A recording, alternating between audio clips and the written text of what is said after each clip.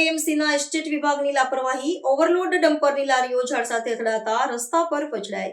અમદાવાદના આનંદનગર વિસ્તારમાં આજે મહાનગરપાલિકાના એસ્ટેટ વિભાગની ઘોર બેદરકારીના દર્શન થયા હતા. દબાણ હટાવવાની કામગીરી દરમિયાન જપ્ત કરેલો સામાન ભરેલું એક ડમ્પર ક્ષમતા કરતાં વધુ વજનને કારણે અકસ્માતનો ભોગ બન્યું હતું. ડમ્પરમાં જોખમી રીતે લાદવામાં આવેલી લારીઓ માર્ગમાં આવતા એક વૃક્ષ સાથે અથડાઈ હતી અને જોરદાર ફટકા સાથે જાહેર રસ્તા પર પછડાઈ હતી. આ દુર્ઘટનામાં પાછળથી આવી રહેલા એક દ્વિચક્રી વાહન ચાલકનો આબાદ બચાવ થયો હતો. જોકે તંત્રની આ લાપરવાહી મોટી જાનહાનિ નોંધી શકી હોત.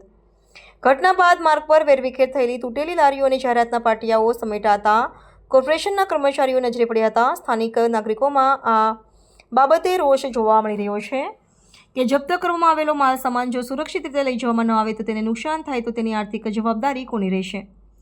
તંત્ર દ્વારા નિયમોનું પાલન કરાવતી વખતે પોતે જ સલામતીના નિયમોના લીરે ઉડડતા હોય તેવા દ્રશ્યો પરથી ફલિત થાય છે કે સમગ્ર ઘટનાનો વિડીયો એક જાગૃત નાગરિકે સામાજિક માધ્યમો પર પ્રસારિત કરતા મ્યુનિસિપલ તંત્રની કામગીરી પર પ્રશ્નાર્થ ચિહ્નો ઊભા થયા છે.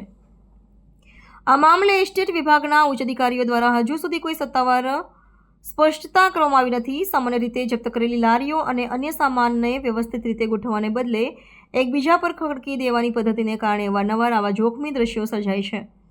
સામાજિક માધ્યમો પર વાયરલ થયેલા વિડીયો બાદ હવે જવાબદાર ડમ્પર ચાલક અને દેખરેખ રાખનાર નિરીક્ષક સામે શિક્ષાત્મક પગલાં લેવાની માંગ પ્રબળ બની છે. નાગરિકોની સુરક્ષા સાથે બાંધછોડ કરનાર તંત્ર સામે કડક કાર્યવાહીની અપેક્ષા રખાઈ રહી છે.